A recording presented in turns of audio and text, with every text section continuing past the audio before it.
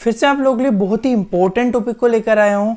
What is anaemia. Anaemia क्या होता है आप बोलोगे, आप सर आपने एक्सप्लेन कर दिया था ऑलरेडी, फिर से आप पढ़ा रहे हो कि मैं हिंदी इंग्लिश में मैंने एक्सप्लेन नहीं किया था, इसीलिए मैं फेस वाली वीडियो फिर से स्टार्ट कर रहा हूँ। हिंदी प्लस इंग्लिश दोनों कंटेंट अवेलेबल रहेंगे इस वीडियो में।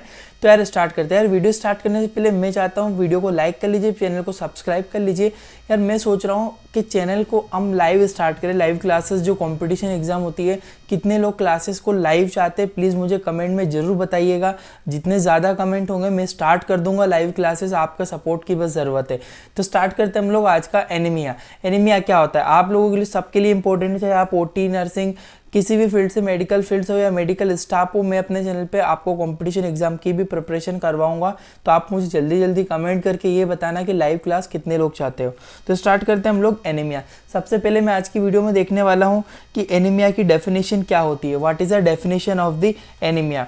एनीमिया क्या होता है, इंट्रोडक्शन ऑफ एनीमिया। एनीमिया का सिंपली हम लोग इंट्रोडक्शन पे डिस्कस करने वाले, उसके बाद डिस्कस करेंगे एनीमिया के लक्षण, सिम्टम्स ऑफ एनीमिया क्या होता है।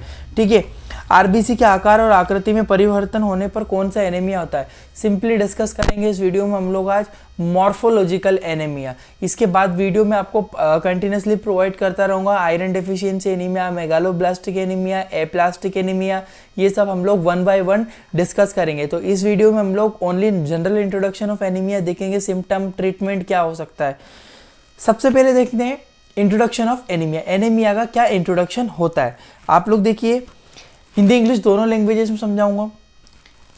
एनीमिया एक ऐसी अवस्था होती है जिसमें हमारे शरीर में आरबीसी और हीमोग्लोबिन की मात्रा कम हो जाती है, इसे एनीमिया कहते हैं।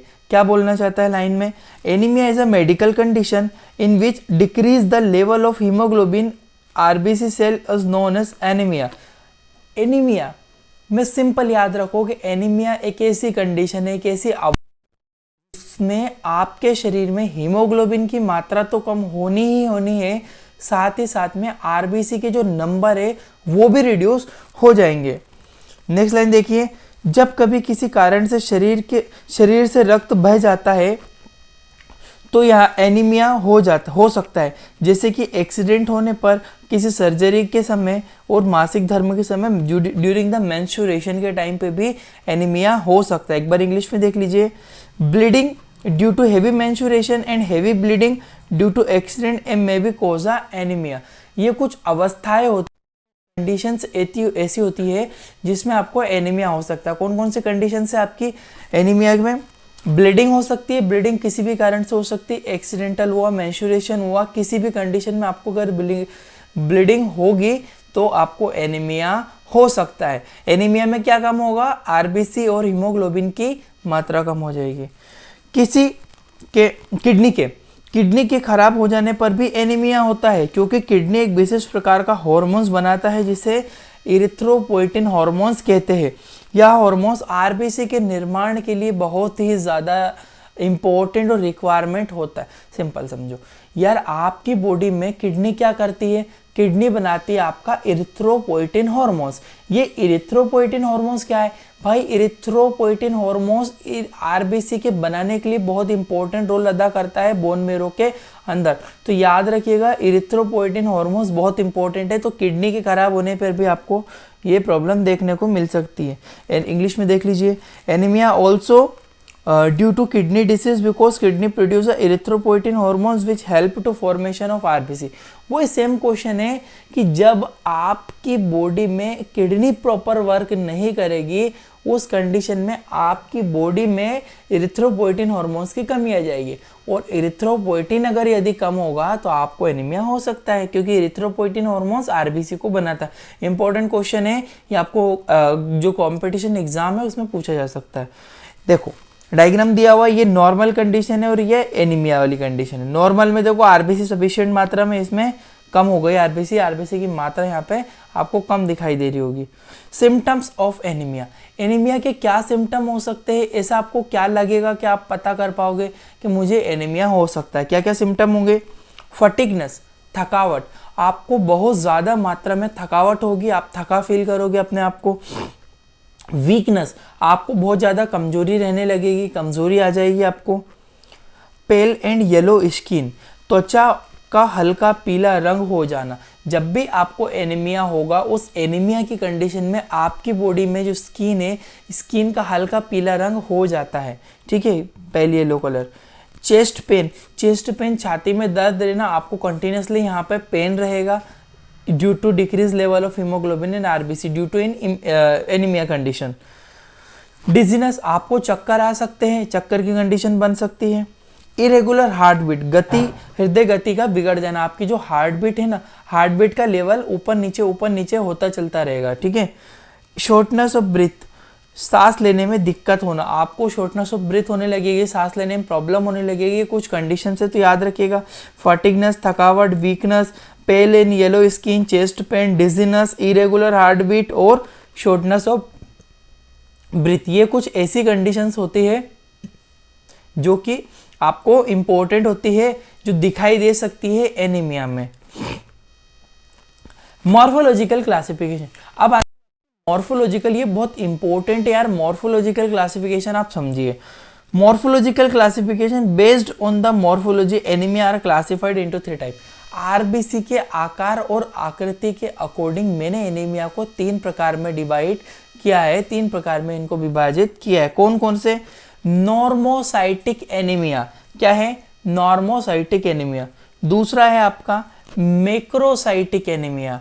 Number 3 microcytic anaemia. अब देखो इनको तीनों को मैं 1 बाय 1 आपको क्लासिफाई करूंगा, 1 बाय 1 आपको मैं समझाऊंगा। सबसे पहले हम लोग देखेंगे नंबर 1 पे, जो नॉर्मोसाइटिक एनीमिया है वो क्या होता है। नॉर्मोसाइटिक एनीमिया में क्या होता है?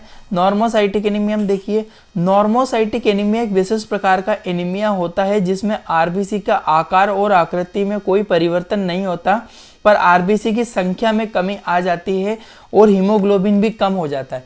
क्या हो रहा है नॉर्मोसाइटिक एनीमिया में? नॉर्मो मतलब कि नॉर्मल, किसका? साइटिक, साइटिक मतलब कोशिका का आकार, आरबीसी का।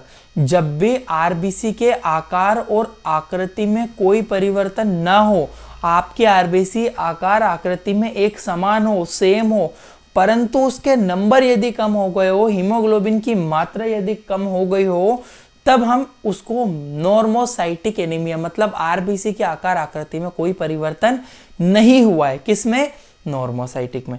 देखिए normocytic anaemia is a condition, English में एक्सप्लेन करता हूं। Normocytic anaemia is a medical condition in which RBC has normal shape and size but decrease the number of RBC and reduce the level of haemoglobin, it is called normocytic anaemia.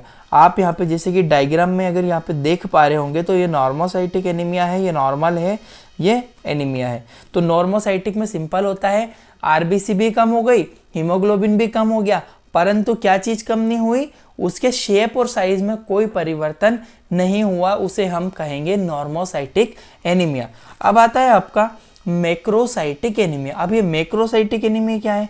Macrocytic anaemia RBC बड़ी हो जाती है। Macro मतलब बड़ा, देखो 2 word आते हैं, एक होता है माइक्रो, एक होता है मैक्रो। मैक्रो मतलब भी छोटा, माइक्रो मतलब भी छोटा, दोनों हमें आंखों से नहीं दिखाई देंगे, परंतु बट जब मैं बोलूं कि बहुत ज्यादा छोटा तो उसे बोलूंगा माइक्रो, और बोलूंगा थोड़ा छोटा उसे बोलूंगा मैक्रो। याद रखिएगा, मैक्रोसाइटिक एनीमिया में आरबीसी बड़ी हो जाती है। फिर से रिपीट करता हूं, मैक्रोसाइटिक में आरबीसी बड़ी हो जाती है और आरबीसी की संख्या भी कम हो जाती है और साथ ही साथ हीमोग्लोबिन की लेवल भी कम हो जाती है, इसे बोलेंगे मैक्रोसाइटिक एनीमिया। मैक्रोसाइटिक में क्या होता है? आरबीसी की संख्या कम हुई, आरबीसी की संख्या कम होने के बाद उसका लेवल भी कम हो गया और आरबीसी की जो आकृति है वो भी छोटी हो गई, इसे बोलूंगा मैक्रो। देखो macrocytic anaemia is a condition in which increase the size of RBC and reduce the number of RBC, haemoglobin also reduce.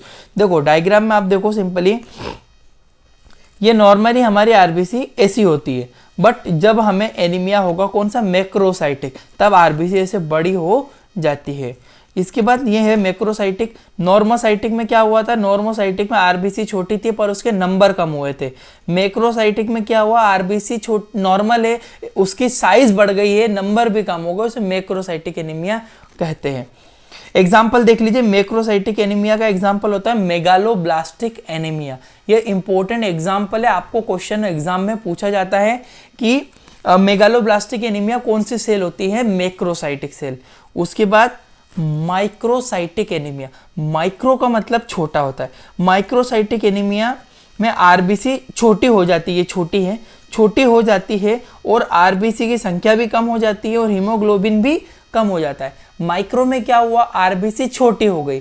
Macro में उसकी नॉर्मल साइज है, उससे छोटी या बड़ी होने को छोटी होगी तो माइक्रो, बड़ी होगी तो मैक्रो। तो ये माइक्रो में आरबीसी की जो संख्या है वो भी कम होगी, उसकी साइज भी कम हो जाएगी, इसे बोलूंगा मैक्रोसाइटिक एनीमिया। इंग्लिश में देख लीजिए, macrocytic anaemia is a condition in which decrease the size of RBC, reduce the number of RBC or level of hemoglobin also reduce, it is called microcytic anemia। ठीक है, इसका example होता है iron deficiency anaemia, जो कि मैं next video में आपको एक्सप्लेन करने वाला हूं। तो आयरन डेफिशिएंसी एनीमिया किसका एग्जाम्पल है, माइक्रोसाइटिक। तो याद रखिएगा, माइक्रोसाइटिक एनीमिया में आरबीसी छोटी हो जाती है। डायग्राम आप यहाँ पे देख सकते हो, देखो ये है नॉर्मल, ये है माइक्रो। माइक्रोसाइटिक में आपको यदि दिख रहा हो तो आरबीसी छोटी है, जबकि ये नॉर्मल साइज में, तो ये माइक्रोसाइटिक एनीमिया होता है। अब देखो तीनों में एक बार कंपैरिजन बता देता हूँ, नॉर्मोसाइटिक एनीमिया, मैक्रोसाइटिक एनीमिया और माइक्रोसाइटिक एनीमिया, तीनों में क्या कंपैरिजन है। देखो नॉर्मोसाइटिक एनीमिया में क्या होता है, आरबीसी का आकार और आकृति सामान्य होता है, परंतु आरबीसी की संख्या कम हो जाती है और हीमोग्लोबिन भी कम हो जाता है। किसमें, नॉर्मो में। मैक्रो में आरबीसी का आकार बढ़ जाता है और माइक्रो में देखो एनीमिया होने पे आरबीसी की संख्या तो कम होनी है, चाहे वो कोई सा भी प्रकार का एनीमिया, और उसके नंबर भी कम होने हैं, तो साथ साथ में हीमोग्लोबिन भी कम होना है। ये तो हर एक एनीमिया में होता है। पर मैक्रो में आरबीसी की साइज बढ़ जाती है, माइक्रो में आरबीसी की साइज घट जाती है। इंग्लिश में देख लीजिए, cell has normal cell size but reduce the number of RBC and haemoglobin. Increase the, macro में इंक्रीज द साइज, इंक्रीज मतलब बढ़ जाना, साइज ऑफ आरबीसी का। डिक्रीज, एग्जाम्पल देखिए, नॉर्मोसाइटिक एनीमिया का एग्जाम्पल होता है प्रेगनेंसी में ये बढ़ जाता है, प्रेगनेंसी में नॉर्मोसाइटिक एनीमिया देखा जा सकता है। एक्सीडेंटल कंडीशन में नॉर्मोसाइटिक एनीमिया, क्रोनिक डिसीज में। एग्जाम्पल होता है मैक्रो का मेगालोब्लास्टिक एनीमिया, और माइक्रोसाइटिक एनीमिया का एग्जाम्पल होता है आयरन डेफिशिएंसी एनीमिया। अब देखते हैं लैब डायग्नोसिस, आप कौन सा लैब में टेस्ट करके पता कर पाते हो। सीबीसी, कंप्लीट ब्लड काउंट आप कर लो, उसमें आरबीसी काउंट ऑटोमेटिकली हो जाती है। PBF, peripheral blood film, PBF smear भी बना सकते हो, एक स्लाइड लेंगे मैं आपको बताऊंगा कभी कि पीबीएफ स्मेयर कैसे बनाते हैं। उसके बाद आयरन का टेस्ट कर सकते हो कि आयरन लेवल कितना है, ठीक है, क्योंकि आयरन से आप पता कर पाओगे, क्योंकि हीम प्लस आयरन, अगर मेरी आपने इसके पहले वाली वीडियो नहीं देखी है ब्लड वाली, लास्ट में एंड स्क्रीन में डाल दूंगा, वो इंपॉर्टेंट है, उसमें देखिएगा। हीमोग्लोबिन में मैंने बताया कि हीमोग्लोबिन में एक आयरन वाला पार्ट होता है, तो आयरन टेस्ट कर सकते हैं। हीमोग्लोबिन टेस्ट भी हम कर सकते हैं, विटामिन B12 भी कर सकते हैं। मैं बताऊंगा आपको मेगालोब्लास्टिक एनीमिया में क्या हेल्प होता है विटामिन B12 का, और फोलिक एसिड लेवल, ये दोनों की कमी से मेगालोब्लास्टिक एनीमिया होता है, जो कि नेक्स्ट वीडियो में मैं आपको 1 by 1 वीडियो प्रोवाइड करूंगा, वहां समझाऊंगा। तो कुछ general and common lab diagnosis है, जैसे सीबीसी करना, पीबीएफ स्मेयर बनाना, आयरन टेस्ट करना, हीमोग्लोबिन का टेस्ट करना, विटामिन टेस्ट करना, फोलिक एसिड टेस्ट करना।